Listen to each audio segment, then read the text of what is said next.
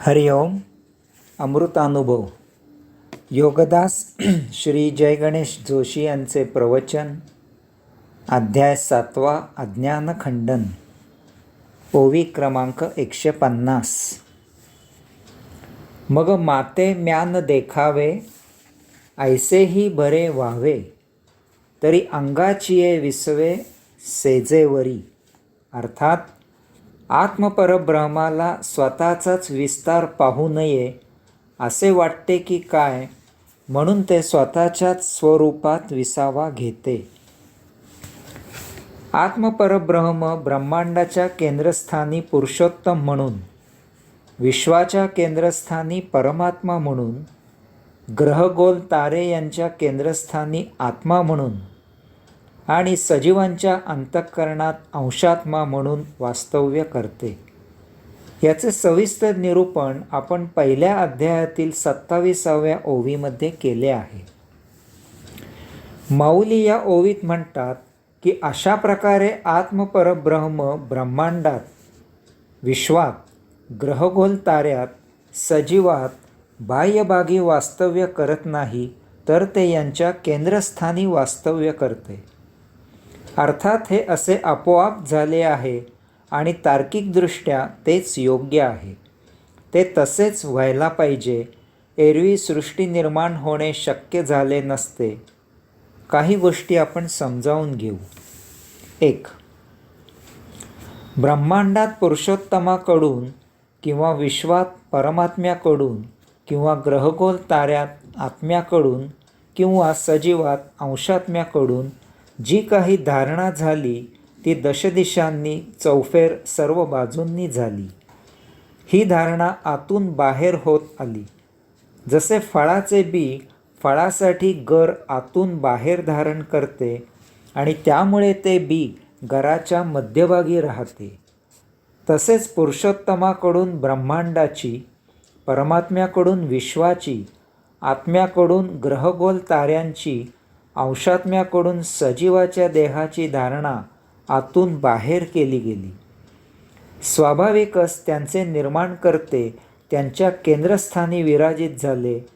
एरवी हे असे निर्माण होणे शक्य नाही. 2. हाताने दोरी गोल गोल फिरवायची असेल तर त्या दोरीचे एक टोक हातातच पकडावे लागते, तरच ती दोरी हाताने गोलाकार फिरू शकते. त्यामुळे हवेत दोरीच्या लांबीची कक्षा परीघ तयार होतो. यामुळे दोरी फिरवायला लागल्यावर हात त्या दोरीच्या केंद्रस्थानी आपोआप येतो. तेथून ती दोरी तिची गती हात नियंत्रित करू शकते. तसेच येथे झालेले आहे.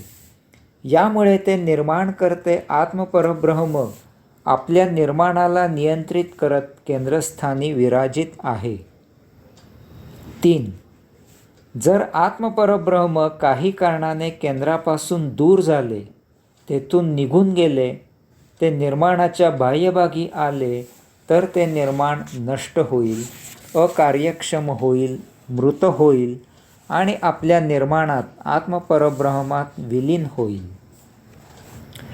उदाहरणार्थ, देह थकला किंवा अशाच काही अन्य कारणामुळे अंशात्मा जेव्हा देह सोडून देतो त्यावेळी तो देह मृत होतो.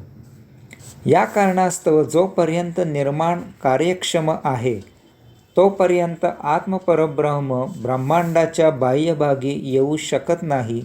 ते त्याच्या मध्यभागीच विराजित असते. 4.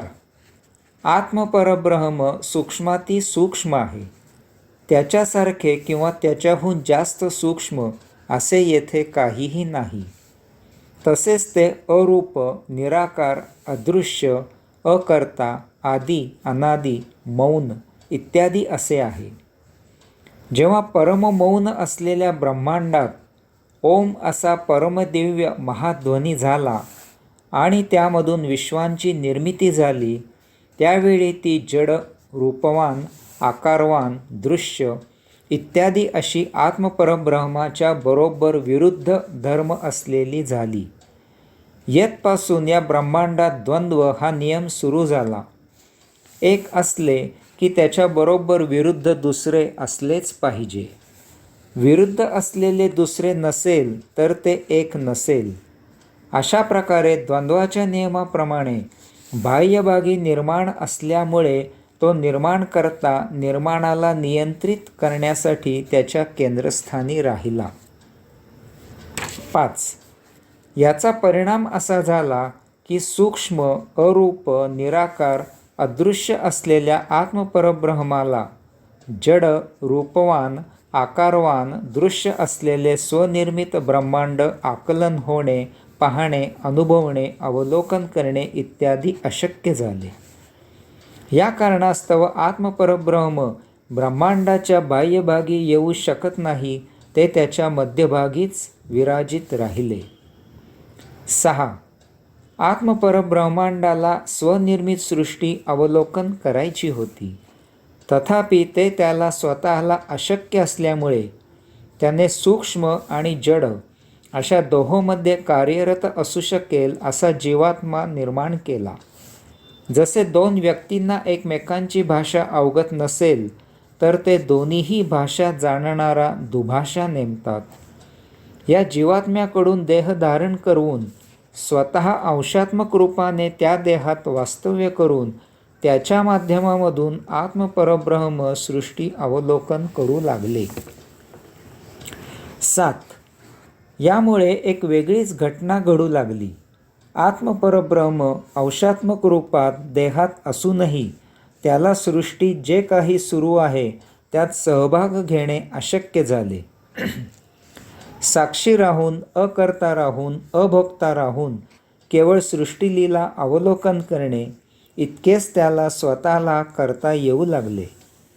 या स्वनिर्मित सृष्टीत जर काही अयोगिक होऊ लागले तर ते केवळ अवलोकन करणे इतकेच प्रत्यक्ष या सृष्टीचा निर्माणकर्ता करू शकतो अशी परिस्थिती निर्माण झाली. 8. यामुळे ही हतबलता दूर करण्यासाठी पुढे जेव्हा आवश्यकता निर्माण होऊ लागली आणि होऊ लागते तेव्हा आत्मपरब्रह्माला, त्या पुरुषोत्तमाला स्वतःला सर्वसामान्यांप्रमाणे देहधारण करून येथे यावे लागले आणि तसे यावे लागते. ज्यांना हे समजते त्यांनी हे लक्षात घेऊन स्वतः योगिक आचरण करावे. आपल्याला जमेल तितका योगप्रचार, योगप्रसार करावा.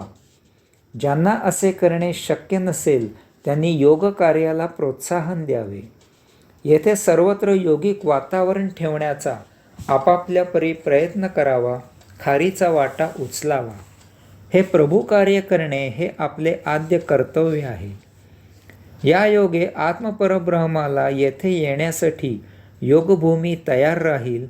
त्याच्या कार्यासाठी त्याला येथे कार्यकर्ते मिळतील. हेही एक प्रभुकार्य आहे. कार्य करण्यासाठी श्री रामप्रभूंना वानर मिळाले, भगवंत श्रींना गोप मिळाले, छत्रपती शिवरायांना मावळे मिळाले, लोकमान्य बळवंतरावांना सर्वसामान्य जन मिळाले. आत्मपरब्रह्म निर्माणाच्या केंद्रस्थानी का वास्तव्य करते याबद्दल एक गोड कथा सांगितली जाते. ती गंमत म्हणून वाचायची आणि सोडून द्यायची. योगेश्वराकडून जेव्हा सृष्टी निर्माण झाली त्यावेळी तो या सृष्टीच्या प्रेमात पडला आणि येथे या सृष्टीमध्येच राहू लागला. प्रथम सजीव अमिबासारख्या किड्यापासून ते 84,00,000-1 इतके विविध देह धारण करून योगेश्वर या सृष्टीची लीला अवलोकन करत होता. येथील विविधता, वैचित्र्य अनुभवित होता. त्याची मौज घेत होता. सर्वत्र कसे छान सुजलाम सुफलाम होते. प्रत्यक्ष योगेश्वर येथे वास्तव्याला असल्यामुळे सृष्टीत कसे सतत सळसळते चैतन्य वास करत होते. सर्वत्र उमेद, उत्साह, उन्मेष होता. सर्वजण योगिक, नैसर्गिक, नियतीला अपेक्षित असे आचरण करत होते. 84,00,000-1 इतके विविध देह निर्माण केल्यावर योगेश्वराला आता देहामधील विविधता पुरे झाली असे वाटले. आता या देहधारणेला पूर्णविराम द्यावा.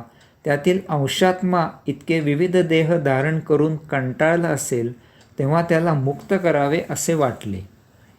शेवटी जो स्वतःला ओळखू शकेल, ज्याला आपण अंशात्मा आहोत याचे आकलन होईल, जो मुक्त होऊन आपल्यात विलीन होईल, असा देह त्याने निर्माण केला. पुढे त्याला मानव म्हणून ओळखले जाऊ लागले. मुक्तीची समज येण्यासाठी योगेश्वराने या देहाला अनन्यसाधारण, कुशाग्र, स्वतंत्र असे बुद्धीचे वरदान दिले. येथेच सर्व घोटाळा झाला. या अशा अनन्यसाधारण, कुशाग्र, स्वतंत्र बुद्धीमुळे मानवाला स्वतःचे मत तयार झाले. त्याला स्वतःचे विचार सुचू लागले. त्याला येथे जे आहे त्यात सुधारणा असाव्यात असे वाटू लागले. आता मानव या सृष्टीमध्ये जे घडावे ते न घडल्यास, उदाहरणार्थ अमुक तिथीला कोकणात पाऊस सुरू झाला पाहिजे, परंतु जर त्या तिथीला पाऊस सुरू झाला नाही तर योगेश्वराकडे जाऊन त्याला ताबडतोब पाऊस सुरू करावा असे सांगू लागला. जे घडू नये ते घडल्यास, उदाहरणार्थ जर दाढदुखी सुरू झाली तर तसे घडणे त्वरित थांबवावे असे योगेश्वराकडे टुमणे लावू लागला. तसेच येथे जे अद्याप होत नाही तथापि तसे होणे जास्त सुकर होईल असे वाटल्यावरून तसे करावे अशी सूचना देऊ लागला. याचप्रमाणे येथे जे होत आहे ते न झाल्यास जास्त सुकर होईल असे वाटल्यावरून तसे करणे थांबवावे अशी सूचना देऊ लागला. उदाहरणार्थ पाऊस फक्त शेतात आणि जलाशयातच पडावा, इतर ठिकाणी तो न पडावा अशी व्यवस्था करावी अशी तो शिफारस करू लागला. असे म्हणतात की या त्रासापासून स्वतःची सुटका करून घेण्यासाठी योगेश्वर सजीवाच्या देहात राहू लागला. हरिओम.